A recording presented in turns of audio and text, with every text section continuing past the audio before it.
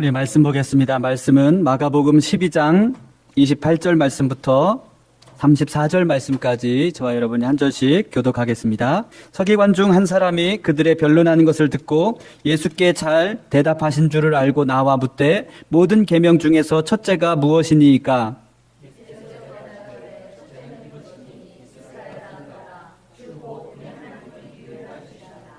내 마음을 다하고 목숨을 다하고 뜻을 다하고 힘을 다하여 주 너의 하나님을 사랑하라 하신 것이요.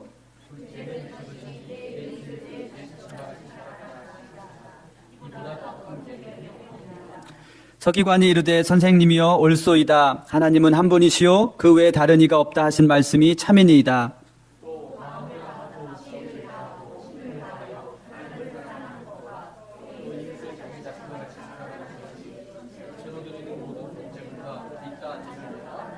같이 읽습니다. 예수께서 그가 지혜 있게 대답함을 보시고 이르시되 내가 하나님의 나라에서 멀지 않도다 하시니 그 후에 감이 없더라. 아멘. 이 시간 하나님의 나라는 스카이캐슬이 아닙니다라는 제목으로 전익범 목사님 말씀 전해 주시겠습니다. 정확한 날짜는 기억나지 않는데요. 몇 달 전에 저희 한국에 있는 셋째 아들이 엄마에게 전화를 했습니다. 엄마, 요즘 TV에서 스카이 캐슬이라는 드라마가 있는데 엄마 좀 보세요. 왜? 그랬더니 내가 지금 가르치고 있는 학원에서 그 촬영도 했고 그리고 또 내가 가르치는 아이들의 상황과 너무 많은 것이 흡사하기 때문에 엄마가 좀 봤으면 좋겠습니다. 그래서 이제 드라마를 보게 되었습니다.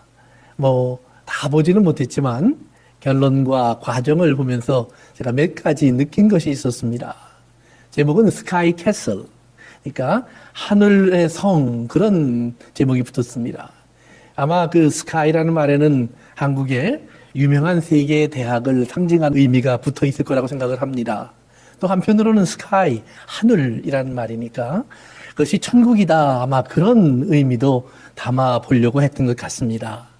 그래서 그 스카이 캐슬이라고 하는 마을이 등장하는데 그 마을은 한국에서 최소한 상위 0.1%, 1000명 중에 1명 정도 되어야 살 수 있을 만한 좋은 환경을 갖고 있습니다. 그 안에 살고 있는 사람은 다 한 대학의 교수들이고 의사들이고 성공한 사람들입니다. 그곳에서 그들은 많은 돈을 벌고 편안한 생활을 하면서 자녀들을 키워갑니다. 그것을 보면서 제가 두 가지를 크게 느낀 게 있습니다. 하나는 뭐냐 하면 과연 그 스카이 캐슬 안에 사는 사람들은 어떤 사람들인가? 성공한 사람 맞습니다. 세상에서 부러워하는 사람도 맞습니다. 그러나 가만히 보니까 성의 주인은 따로 있습니다. 그들은 그 성 안에서 열심히 살고 있는데 그들이 그 성 안에 살 수 있는 건 한 가지입니다. 그 성을 지어준 사람들이 원하는 목적을 위해서 삽니다. 대학을 만들고 병원을 짓고 그리고 그 병원을 지배하는 이사장이 있고 총장이 있습니다. 그들은 한 사람 한 사람 이 땅에서 가장 뛰어난 사람들을 모아서 자기들이 목적하는 학교와 병원을 세우기 위해서 그들을 모아들였습니다.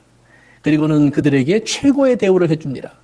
그러나 그들이 거기에 못 미친다면 사정없이 버려질 것입니다. 그들은 그러기에 그 안에서 치열한 경쟁을 합니다. 0.1%에서 만족하지 못하고 0.001%가 되기 위해서 그들은 발버둥을 칩니다. 겉으로는 신사적으로 서로를 대하고 있지만 그 사이에는 치열한 경쟁이 오고 가고 있습니다. 한 사람이 실패하면 기뻐하고 한 사람이 넘어지면 자기의 성공의 기회가 많아진 것으로 좋아합니다. 아이들을 키우고 있습니다. 그 아이들에게 그들은 한결같이 그래서 똑같은 것을 요구합니다. 너희들은 인류대학에 들어가라. 그리고 최고의 의사가 되고 법관이 되어라. 그래서 아버지가 앉지 못한 곳, 아버지가 가려고 하는 곳, 또는 아버지나 엄마가 이루어 놓은 곳, 여기에 너희도 들어올 수 있는 사람이 되어라 라고 자녀들을 키워냅니다. 그런데 그 자녀들은 성장을 하면서 그 마음속에 뭔가 불평과 불만을 갖기 시작합니다. 한편으로는 욕망을 찾아 달려가고 있지만 또 한편으로는 그 욕망에 치여서 그들은 피곤하고 고단하고 패배해지고 망가져가는 인생을 살아가게 됩니다. 결론이 내려졌습니다. 책 한 권으로 그 드라마는 마쳐집니다. 책 제목이 안녕 스카이 캐슬이라는 말입니다. 스카이 캐슬을 떠나라 라는 말입니다. 그런데 그 캐슬을 떠난 사람들을 그 드라마에서 보여주고 있습니다. 한결같이 죽음과 파멸을 통해서 떠났습니다. 한 사람도 성공을 하고 행복해서 떠나지 않습니다. 딸이 죽고 딸을 죽이고 아들이 아버지를 떠나고 부인과 자녀들이 집을 나가버립니다. 아내가 자살을 합니다. 자기가 목적했던 것을 이루었다고 생각하는 그 순간 그들은 그것이 얼마나 허망하고 그 안에 얼마나 슬픔과 아픔과 고통이 가득 담겨 있는 것을 비로소 발견합니다. 그 중에서도 탐욕에 있는 사람들은 그것을 버리지 못합니다. 그러나 자식을 잃은 슬픔 속에서 아버지는 그것을 버립니다. 아내를 잃은 아픔 속에서 남편은 그것을 버립니다. 죽음과 파멸을 얻고 나서야 비로소 그곳에서 내려오는 사람들이 생기기 시작한 것을 보았습니다. 두 가지입니다. 하나는 스카이캐슬, 거기 살고 있지만 성공했지만 그들을 지배하는 성주가 따로 있었다는 말입니다. 또 하나가 있습니다. 떠난 사람들입니다. 그것은 스카이캐슬, 헤븐이 아니었습니다. 헬, 지옥이었습니다. 지옥을 발견한 것은 자기 가족의 파멸을 보고서입니다. 자식의 죽음을 보고서입니다. 아내의 죽음을 보고서입니다. 자기가 어떤 짓을 하고 살았는지, 자기 자식을 어떻게 파괴했는지를 알고 나서야 그들은 그곳을 떠나갈 수 있는 사람이 됩니다. 사랑하는 성도 여러분, 오늘 세상이 말하는 스카이 캐슬, 천국은 그런 것이라고 말할 수 있겠습니다. 물론 모두가 그렇지는 않을지도 모릅니다. 그러나 어쩌면 좀 작을지는 몰라도 그것이 이 땅의 모든 사람들이 추구하는 삶의 모습일지도 모릅니다. 불행한 것은 그러한 문화와 그러한 영향력이 교회 안에도 들어와 있습니다. 가끔 가다 보면 교회 안에도 질서가 있습니다. 예수님이 머리가 되신 그런 질서가 아닙니다. 교회 안에서도 가장 돈이 많고 힘이 있는 사람들이 앞자리를 차지합니다. 교회 안에서도 목사의 자리와 성도들의 자리를 구분해 놓습니다. 요즘은 좀 덜하지만 옛날에는요, 성도들이 앉는 자리, 그 중에도 맨 앞자리는 또 장로님들의 자리입니다. 앞에 단이 하나 더 있습니다. 이 높은 단은 목사님만 올라올 수 있습니다. 가끔 장로님들이 올라와서 기도하기도 합니다. 그러나 아랫단이 있습니다. 권사님이나 여자분들이 올라올 수 있는 곳입니다. 좀 낮은 사람들이 올라올 수 있는 곳입니다. 제일 높은 것, 조금 낮은 것, 더 낮은 것. 우리도 모르는 사이에 우리는 교회 안에도 그런 계급을 만들어 놓습니다. 하나님은 버리고 오셨다는 그 권세와 그 누림을, 그 보좌를 우리는 교회 안에도 만들어 놓았습니다. 교회 일꾼을 뽑을 때도 우리는 한결같이 찾아보는 것이 있습니다. 과연 이분이 정말 신실한 일꾼인가? 겉으로는 다 그것을 얘기합니다. 그러나 조금 깊이 보면 결국은 돈을 따라갈 때가 많이 있습니다. 그렇기 때문에 언젠가 우리 이 목사님이 한번 나누어 주셨던 한국 초대교회에 있었던 아름다운 이야기는 그저 교회의 아름다운 이야기로만 남아 있습니다. 한 지방에 교회가 하나 개척되었고 지방의 부잣집에서 교회는 세워졌습니다. 그 집에 있는 한 종도 예수를 믿게 되었습니다. 어느 날 교회 안에서 장로님을 세우려고 합니다. 부잣집 주인과 종이 후보로 올라왔습니다. 종이 장로님이 되었습니다. 나중에 그분은 목회자도 되었습니다. 사랑하는 성도 여러분, 그것이 우리의 시작할 때의 얘기입니다. 그러나 오늘 우리 교회를 열어보면 어떤 모습일까? 과연 예수 믿는 사람들은 정말 이 땅의 사람들에 비해서 좀 더 선하다고 말할 수 있는 모습을 가지고 있을까? 이것은 스카이캐슬이 아니고 우리 예수님이 말씀하시는 하나님의 나라, 헤븐, 하늘에서 이루어진 하나님의 나라가 땅에 임한 그 헤븐이 여기에 있을까? 오늘 여러분의 가슴에 이 질문이 다가갈 수 있기를 바랍니다. 이 질문이 정말 다가간다면 우리는 좀 더 심각해져야 합니다.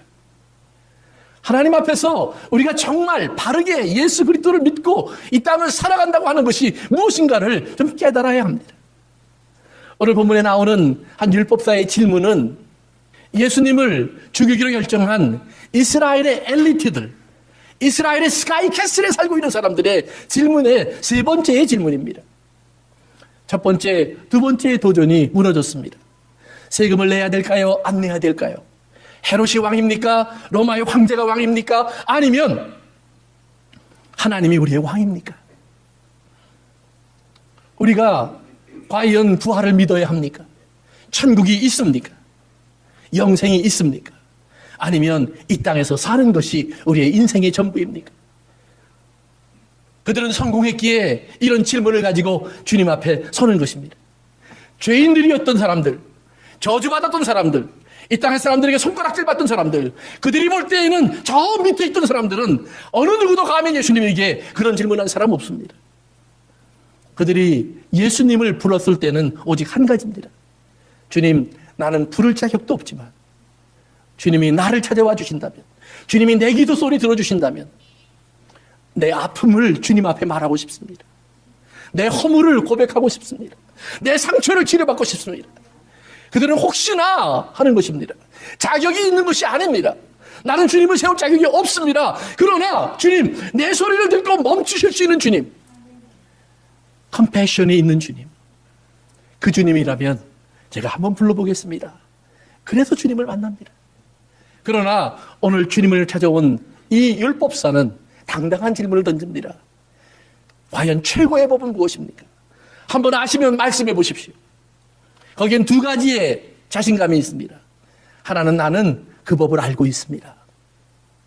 또 하나는 나는 그 법을 지키고 있습니다. 쉽지 않은 도전을 할 수 있는 사람입니다. 탁월한 사람입니다. 당당히 주님 앞에 섰습니다. 그리고 그 질문을 던집니다. 주님께서 그에게 대답을 시작하십니다. 대답이 바로 계명으로 넘어가지 않습니다. 첫째는 이렇게 들어가야 될 것 같은데 그렇지 않습니다. 오직 하나님은 한 분이시다. 이것이 주님의 대답의 시작입니다. 유대인들의 십계명과 기독교가 갖고 있는 십계명에 차이가 있습니다. 우리는 제1계명이 하나님 외에 다른 신을 섬기지 말라라입니다. 그러나 유대인들의 첫 계명은 오직 하나님은 한 분이시다. One, only. 다른 하나님은 없다라는 말입니다. 그 말에는 아주 많은 의미가 들어가 있습니다. 오늘 이 땅에 수많은 사람이 있는데 스카이캐슬에 살고 있는 사람이 있고 저 빈민촌에 살고 있는 사람이 있는데 그들을 지은 하나님은 한 분이다라는 말입니다. 너 똑똑하지? 너 성공했지? 너를 지은 하나님도 네가 손가락질하는 저 사람도 똑같은 하나님이 지은 사람이다. 다 내가 했다라는 말입니다. 두 번째는 그러면 하나님이 똑같은 하나님이 지으셨는데 저를 잘나게, 저를 못나게, 저를 성공하게, 저를 실패하게 만드셨으면 하나님은 나를 더 사랑하는 것 아닙니까? 무언가 하나님 앞에 내가 더 옳은 것 아닙니까? 저 사람보다 칭찬만할 자격이 나에겐 있는 것이 아닙니까? 하나님은 그 대답을 성경에서 여러 번 하셨습니다. 이스라엘아 들으라, 내가 너희를 부른 것은 너희가 뛰어나고 크고 훌륭하고 잘나고 똑똑하고 의로워서가 아니다. 내가 너희를 부른 것은 가장 작고 연약하기 때문이라. 내가 너희를 구원해낸 것은 너희가 종되었고 나그네 되었고 노예였고 칼에 눌려서 죽어가고 있었기 때문이다. 내가 너희를 구한 것은 그것 때문이야 라고 말을 합니다. 그런데 이스라엘은 오늘 이 율법사는 주님을 찾아와서 그렇게 질문합니다. 내가 이렇게 될 수 있는 것은, 내가 이것을 누리는 것은 내가 뛰어나기 때문이 아닙니까? 더 많은 노력을 했기 때문이 아닙니까? 예, 세상적으로 누가 부자인가 가난한 자를 따질 때에는 예, 부자들 정말 열심히 일한 사람들입니다. 물론 부모의 재산을 이어받은 사람이 있죠. 그들은 부자는 아닙니다. 대를 이어서 부자로 살려면 부모의 재산을 이어받았어도요, 그만큼 열심히 해야 합니다. 그만큼 뛰어야 합니다. 그렇지 않으면 그 부여는 하루아침에 없어집니다.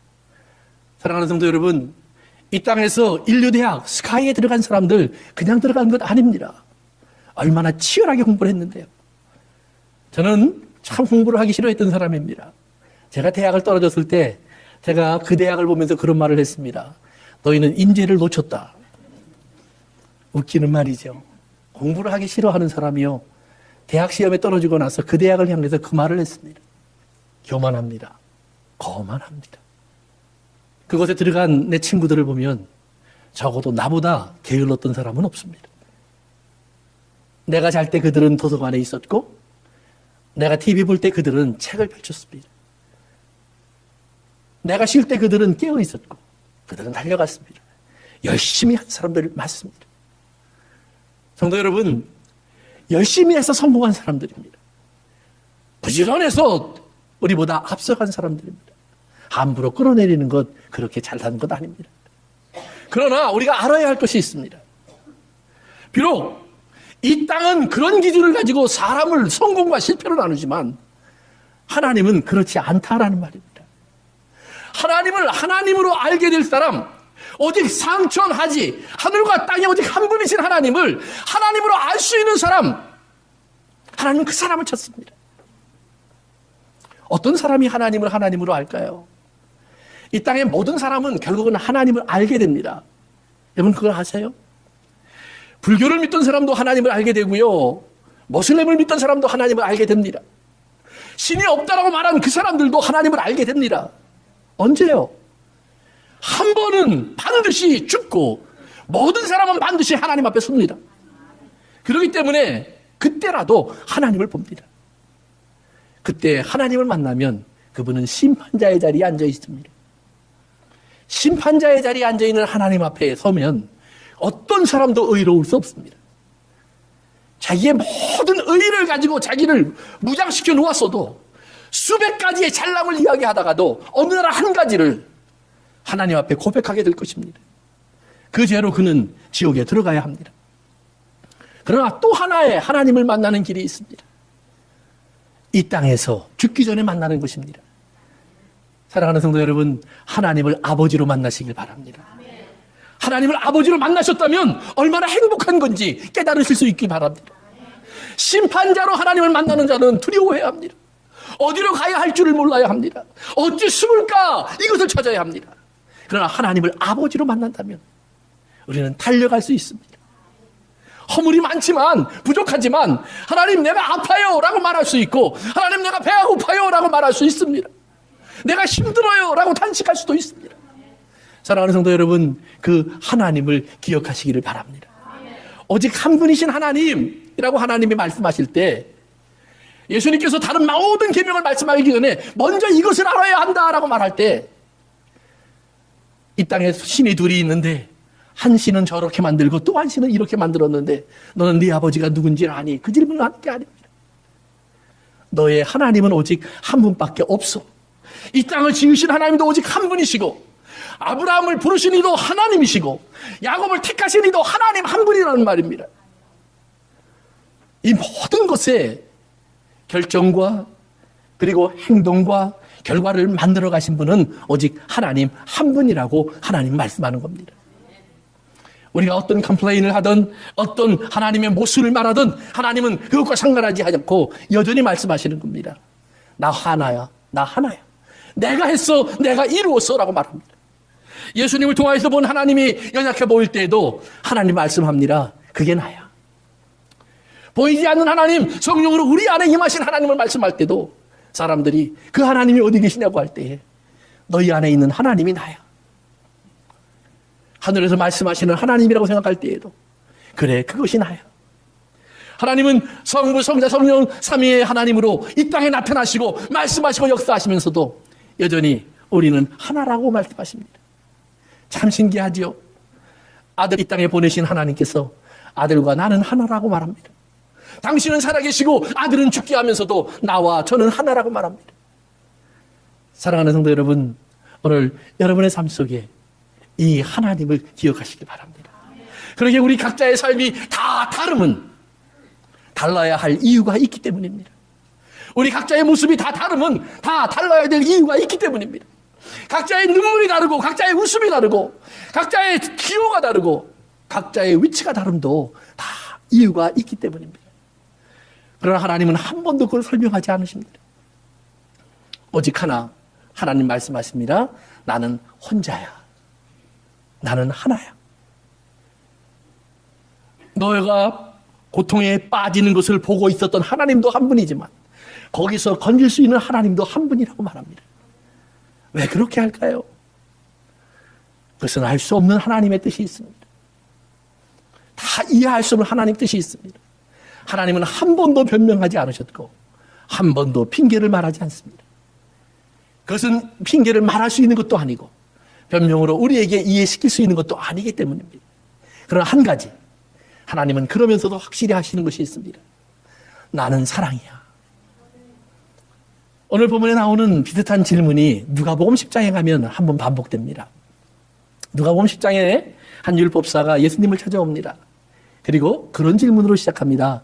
내가 어떻게 하면 영생을 얻겠습니까? 그랬더니 예수님이 대답합니다. 율법엔 뭐라고 기록이 되어 있니? 그랬더니 그 율법사가 이번에는 대답을 합니다. 마음을 다하고 뜻을 다하고 정성을 다하여 주 너희 하나님을 사랑하라고 되어 있습니다. 그리고 내 이웃을 내 몸처럼 사랑하라고 되어 있습니다. 주님 말씀하십니다. 그래 맞다. 가서 이와 같이 하라. 그 순간에 이 사람은 얼른 또 다른 질문을 이어갑니다. 누가 내 이웃입니까? 기억하십시오. 하나님은 한 분입니다. 하나님이 모든 사람을 지었습니다. 그렇다면 모든 사람은 하나님의 사람들입니다. 우리의 이웃은 그러기에 모든 사람입니다. 하나님이 한 분이라면 이 말이 맞습니다. 하나님이 두 분이라면 우린 나누어야 합니다. 여러분 성경을 읽으면서 그런 질문 가져본 적 없으세요? 원수를 사랑하라. 저주하는 자를 위하여 축복하라. 그런데 또 다른 성경에는 형제를 보고 나가라 하는 자는 지옥에 떨어져야 합니다. 미워하는 자도 이미 살인한 자가 되어서 하나님의 진노 앞에 서 있어야 합니다. 지옥에 갈 사람을 왜 사랑합니까? 이미 살인한 사람을 왜 용서해야 합니까? 하나님의 법을 어긴 사람을 왜 품어야 합니까? 예, 저희 하나님과 나의 하나님이 다르고 저를 만드신 하나님의 뜻과 나를 만드신 하나님의 뜻이 다르면 그렇게 할 수 있습니다. 그러나 똑같다면 그를 심판하시는 것은 하나님이 하실 일이에요. 그러나 그를 용서하고 품고 위하여 간절한 마음으로 기도하는 것은 형제가 해야 할 일이에요. 그렇게 예수님의 비유 속에 나오는 지옥에 간 부자도 땅에 있는 자기 형제를 위해서 지옥에서도 기도하는 거예요.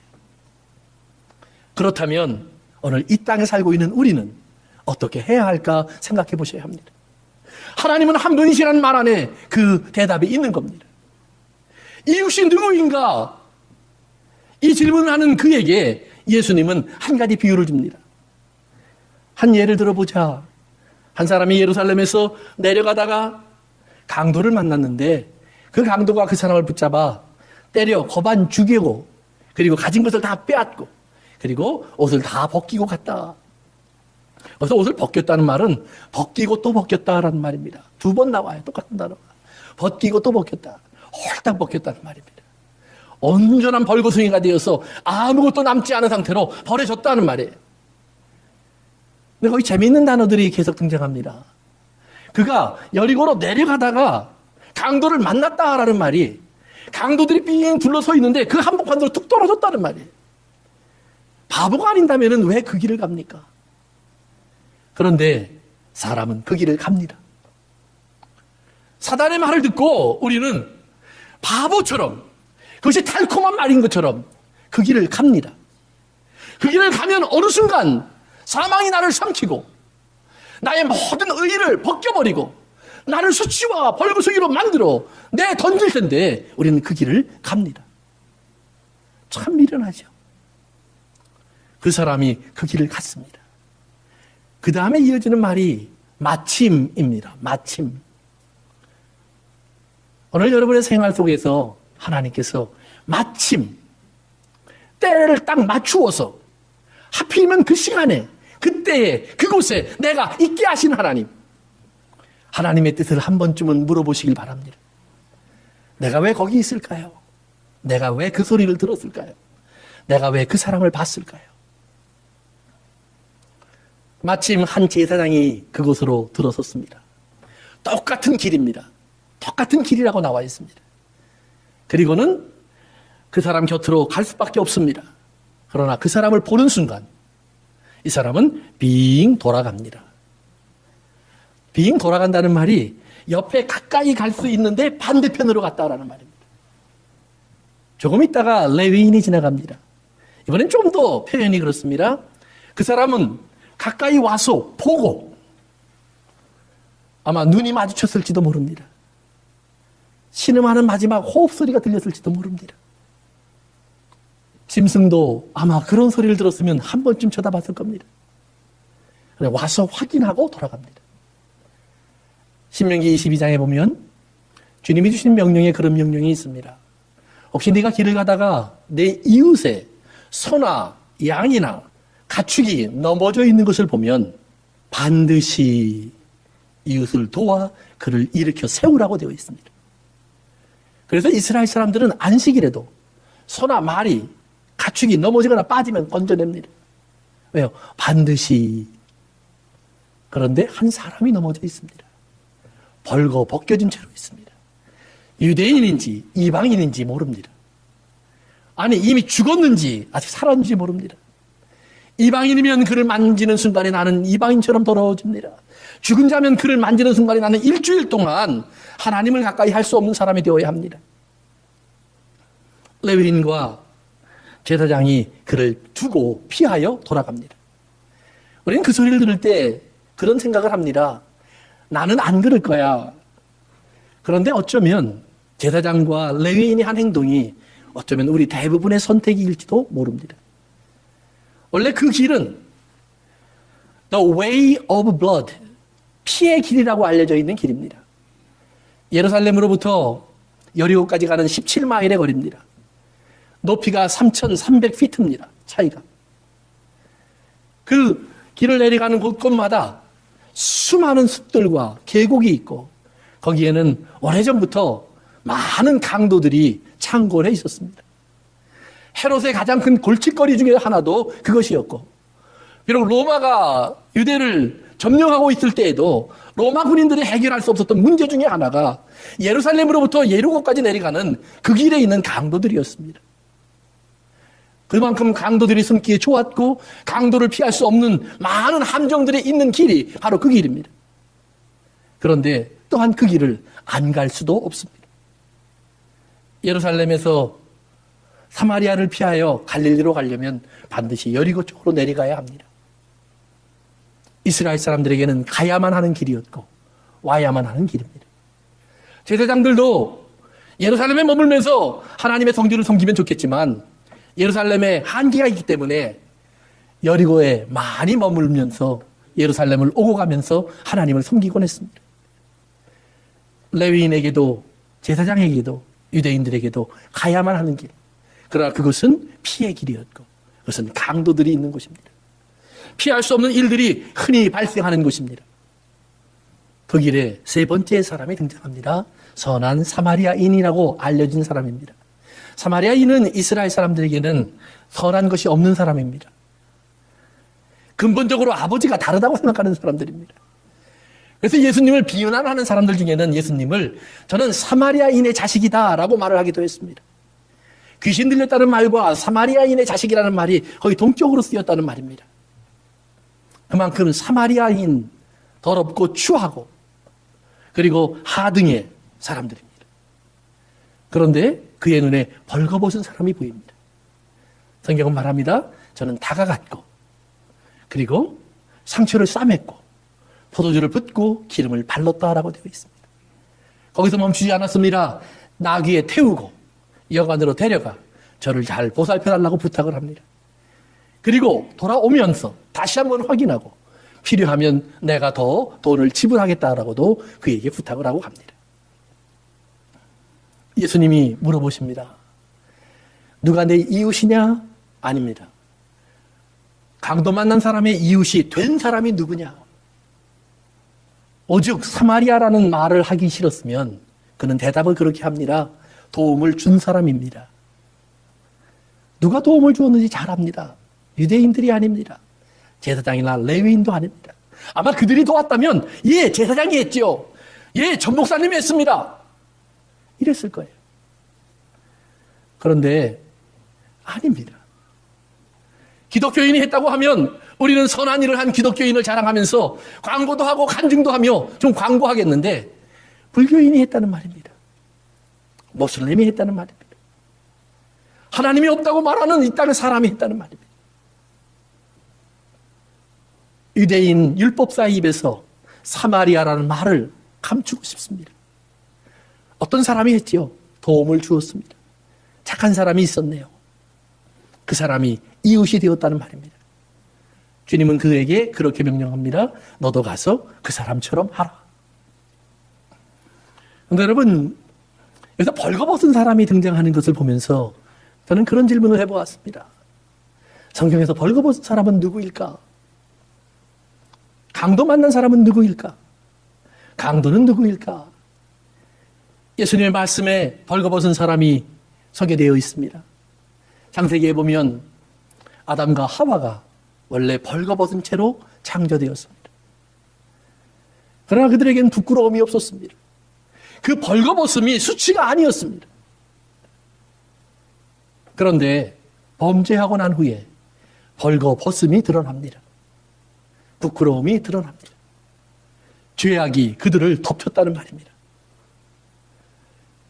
예수님은 양의 비유를 주시면서 말씀하십니다. 우리에 있는 양을 돌보는 목자는 항상 문으로 출입합니다. 강도는 담을 넘어 들어옵니다. 죽이고 빼앗기 위하여 들어옵니다. 사단이 그렇게 에덴에 담을 넘었습니다. 에덴 동산이란 말은 울타리가 있는 곳이란 말입니다. 울타리를 뛰어넘었습니다. 그리고 하와를 유혹했고 범죄하게 했습니다. 재미있는 것은 아담이 선악을 알게 하는 나무의 실과를 먹기 전까지 하와는 벌거벗었다고 생각하지 않습니다. 아담을 탐했습니다. 내 것으로 소유하고 싶어 했습니다. 그런데 아담이 선악을 알게 하는 나무의 실과를 먹고 난 후에 두 사람 다 눈이 밝아집니다. 그때부터 부끄러움이 보입니다. 죄인의 마음으로 서로를 바라봅니다. 죄의 눈으로 서로를 바라봅니다. 강도가 내 안에 들어왔고 도적이 내 안에 들어왔습니다. 저의 것을 내가 빼앗고 싶습니다. 저의 것을 내가 소유하고 싶습니다. 저의 젊음을, 아름다움을, 시간을, 육체를, 삶을 내가 취하고 싶습니다. 내 뜻대로, 내가 원하는 대로 그를 가두고 싶습니다. 내가 원하는 대로 끌어가고 싶습니다. 그러다 보니 자기의 부끄러움이 보입니다. 가렸습니다. 그러나 하나님의 눈에 그 부끄러움이 다시 한번 드러납니다. 사랑하는 성도 여러분, 벌거벗은 사람, 그래서 버려진 사람, 사단이 이 땅에 들어와서 죄인으로 만들어 놓은 우리를 말합니다. 죄인이 되어서 이 땅에 버려졌다는 말입니다. 사단은 우리가 죽을 날만 기다리고 있습니다. 교회가, 하나님의 율법이 우리를 찾아와서 죽음에서 건져내면 좋겠지만 그러지 못한다는 것입니다. 그저 내버려 두고 지나간다는 말입니다. 그런데 이스라엘이 사마리아인이라고 불렀던 그분이 우리에게 다가오십니다. 자기의 겉옷을 찢어서 우리를 감쌀 옷을 만드셨습니다. 자기의 피를 흘려서 우리에게 부을 포도주를 만드셨습니다. 자기의 머리에 가시관을 쓰고 우리에게 부을 기름을 허락하셨습니다. 자신이 다시 오실 때까지 우리의 안녕과 평안을 부탁하고 가십니다. 사랑하는 성도 여러분, 하나님께서 이제 우리에게 질문하시는 것입니다. 자, 강도 만난 사람의 기도는 무엇일까? 강도 만난 사람의 소원은 무엇이었을까? 생각해 본 적이 있니? 유대인이니까, 제사장이니까, 레위인이니까, 나는 부유하니까, 풍요하니까 이런 생각 말고 네가 강도 만나서 죽어가고 있다는 사실을 한번 생각해 본 적이 있니? 그러면 너는 어떤 기도를 했을까? 너는 어떤 것을 찾았을까? 너는 어떤 것을 간절히 원하여 문을 두드렸을까? 산상수훈에서 결론적으로 주님이 주신 말씀이 바로 그 말입니다. 구하라 주실 것이요, 찾으라 찾을 것이요, 문을 두드리라 열릴 것이니라. 그리고 나서 이렇게 이어갑니다. 자식이 빵을 달라고 하면 돌을 주는 아버지 없고, 생선을 달라고 하면 뱀을 주는 아버지가 없다. 그러면 하늘에 계신 너희 아버지께서 구하는 너희들에게 좋은 것을 주시지 않겠느냐라고 합니다. 그 다음에 우리가 이어붙이지 않는 구절이 있습니다. 잘 알면서도. 그러므로, 그래. 그 말은 뭐예요? 그 위에 나온 모든 내용 때문에 라는 말입니다. 그러므로 너희는 너희가 대접을 받고자 하는 대로 남을 대접하라. 조금 더 성경에 나오는 말 그대로 하면, 요즘 나온 개역 개정에는 그렇게 번역이 되어 있습니다. 다른 사람이 너에게 행동해 주기를 원하는 대로 네가 그 사람에게 그대로 행하라. 저 사람이 나에게 행해 주기를 원하는 것, 벌거숭이가 되어서, 강도 만난 자가 되어서 길거리에 버려져 있다면 여러분은 무엇을 구하겠습니까? 율법을 구하시겠습니까? 빵을 구하시겠습니까? 돈을 구하시겠습니까? 집을 구하시겠습니까? 건강을 구하시겠습니까? 아니면 나에게 다가올 한 이웃을 구하시겠습니까? 오늘 주님의 질문은 그렇게 던져지는 것입니다. 오늘 우리 주님은 하나님을 사랑하고 내 이웃을 사랑하라는 말을 할 때에 사랑이라는 말을 대접 또는 다른 사람이 내게 해주었으면 좋은 그 행동이라는 말로 바꿔놓으셨습니다. 그러면서 우리에게 질문합니다. 과연 어떤 것을 구했을까? 제가 강도 만난 자가 되어서 벌거벗고 누워있다면 나는 부끄러우니 오지 마세요라는 사람이 아닙니다. 이렇게 죽을 테니 내버려 두세요도 아닙니다. 아이고 이 돈을 어떡하나 돈을 걱정하지도 않을 겁니다. 내가 걱정하는 건 하나. 아버지, 내 손을 잡아줄 사람은 없을까요? 내게 다가와 줄 사람은 없을까요? 제사장도 돌아가고 레위인도 돌아갑니다. 교회도 돌아가고 목사도 돌아갑니다. 그런데 하나님, 내게 다가와 줄 사람은 없을까요? 하나님을 사랑하기에 벌거숭이가 된 나를 자기 목숨처럼 사랑하신 한 분이 계시다는 말입니다. 사랑하는 성도 여러분, 하나님을 마음과 뜻과 정성을 다하여 사랑하고 우리를 자신의 몸처럼 사랑해 주신 분은 예수 그리스도 한 분이십니다. 이 땅에 그 누구도 그 사랑을 할 수 없습니다. 우리는 쉽게 돈을 꺼내주려고 합니다. 아니 그것이 사랑이라고 얘기를 합니다. 아니 물질을 안 주면서 사랑이라고요? 그렇지는 않습니다. 그러나 물질을 주는 것이 항상 사랑은 아닙니다. 고린도전서 13장에서 그러기에 방언을 하는 것도 큰 일을 하는 것도 그리고 자기 몸을 불사르게 내어주는 것도 사랑이 없으면 아무것도 아니요. 몸을 내어주는데 사랑이 아닐 수 있다는 말입니다. 전 재산을 내어주는데 사랑이 아닐 수 있다는 말입니다. 예수님께서 이 땅에 오셨습니다. 하나님은 벌거벗은 우리를 발견했고 우리에게 하나님의 옷을 입혀주시려고 하십니다. 그런데 사람들은 그 옷을 거절합니다. 그들이 원하는 것은 오늘도 무리를 걸어가시는 예수님입니다. 보리떡 5개 물고기 2마리로 5,000명을 먹이는 예수님입니다. 죽은 아들을 살려주신 예수님입니다. 귀신을 쫓아주신 예수님입니다. 이 돌로 황금덩어리를 만들어주실 하나님, 내 앞에 좋은 기회와 성공을 가져다 주실 하나님, 사랑하는 성도 여러분, 그것을 하실 하나님이라면 말씀으로 천지를 만드시듯 이 땅에 빛이 있으라 하면 되는 것입니다. 돈이 있으라 하면 되는 것입니다. 그러나 사랑만큼은 여러분 아십니까? 1대1로 만나셔야 합니다. 1대1로 만나셔야 합니다. 성경은 그렇게 사랑을 말할 때 단수형을 씁니다.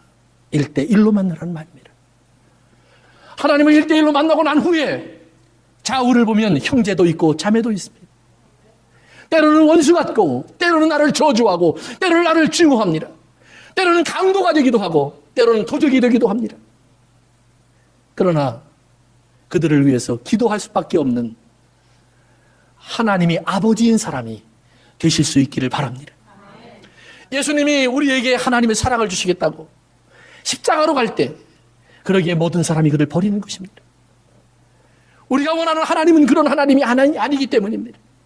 내가 원하는 하나님은 십자가로 가는 하나님이 아니라 나와 함께 저 왕국으로 향하고 회사로 향하고 학교로 향하고 이 땅에 스카이 캐슬로 올라갈 수 있는 하나님을 나는 찾고 있기 때문입니다. 사랑하는 성도 여러분, 여러분은 아직 강도를 만나보지 못했기 때문입니다. 강도의 정체를 모르기 때문입니다. 라오디게아 교회처럼 내가 얼마나 헐벗고 금절이고 아프고 병들었는지를 발견하지 못하기 때문입니다. 내 눈이 어두워서 보지 못하고 있기 때문입니다. 벌거벗음도 보이지 않는다면 하나님께 간구하십시오. 내 눈에 약을 발라 보게 해달라고 하나님께 부르짖으시길 바랍니다. 예수님이 눈을 뜨게 하신 것은 그것 때문입니다. 예수님이 무리를 걸어오신 이유는 그것 때문입니다.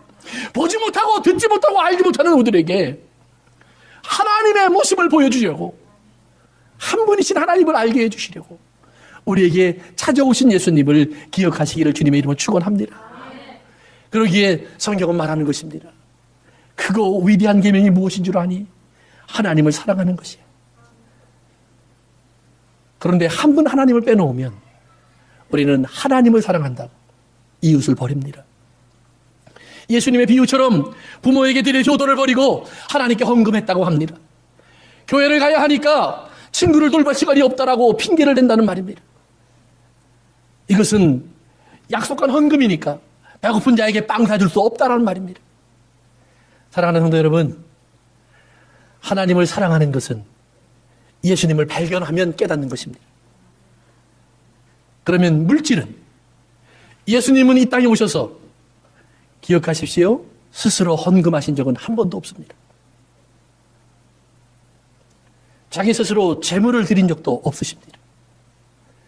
하나님이 받으시는 재물은 그것이 아니기 때문입니다. 십자가이기 때문입니다. 십자가이기 때문입니다. 그렇기 때문에 예수님은 십자가로 가시면서 하나님께 내가 다 했습니다라고 보고합니다. 사랑하는 성도 여러분, 우리가 그 십자가를 조금이라도 알게 된다면, 그 안에서 하나님께 향한 예수님의 사랑을 조금이라도 알게 된다면, 우리도 하나님을 사랑할 수 있는 사랑은 십자가 뿌림을 알게 됩니다. 예, 십자가는 한편으로는 하나님께 영광입니다. 그러나 이웃을 향해 자기 목숨을 주는 것입니다. 그 이웃이 없는 십자가는 없습니다. 형제요 자매가 없는 십자가는 없습니다.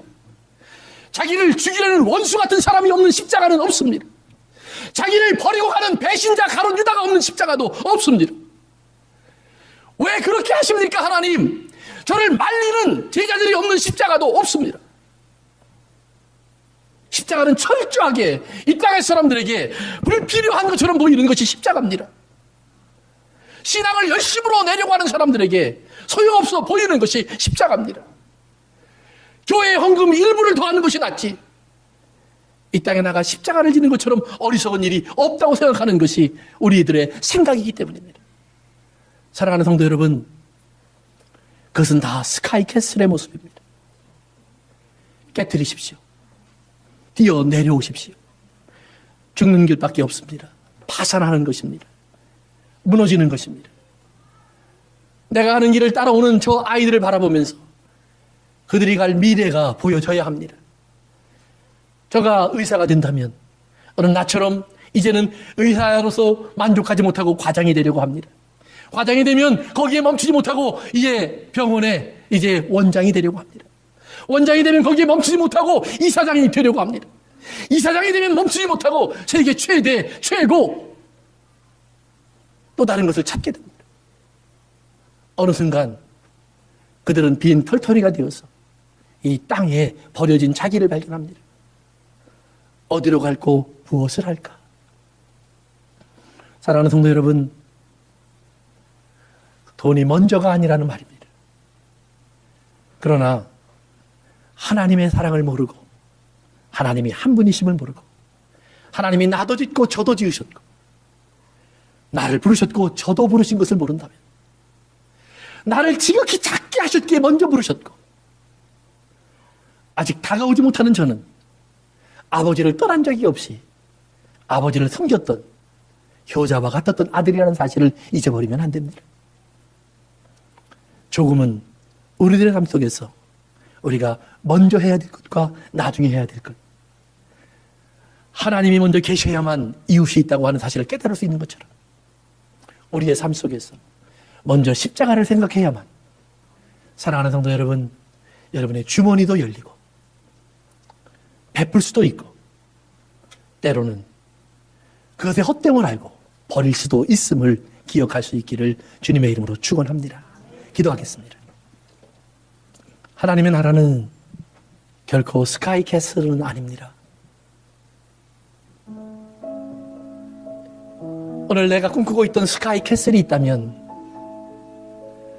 거기서 나를 내려오게 하실 수 있는 하나님을 바라보시길 바랍니다. 강도 만나 죽어야 하는 나, 벌거숭이가 되어야 될 내 모습을 찾게 해달라고 기도하시기 바랍니다. 혹시라도 자녀들의 삶 속에 이 모습이 보이지 않으면 저들이 아버지 하나님, 나를 따라오다가 내 길로 가다가 강도를 만나 절이 될까 두렵습니다. 아버지 하나님, 저들이 깨닫게 하시고 보게 하시고 눈을 뜨게 하옵소서 기도하시기 바랍니다. 한 분이신 하나님, 유럽이 먼저 하나님을 안 것이 아프리카를 저주한 것이 아니라는 말입니다. 부자가 성공한 사람이, 인류가 내가 된 것이 이 땅에 가난하고 헐벗고 굶주린 사람보다 나를 잘났다고 말씀하시는 것이 아니라는 것입니다. 그러기에 내가 십자가를 질 수 있고 그 십자가 속에서 때로는 버리고 때로는 내어주면서 하나님의 사랑을 이웃에게 줄 수 있습니다.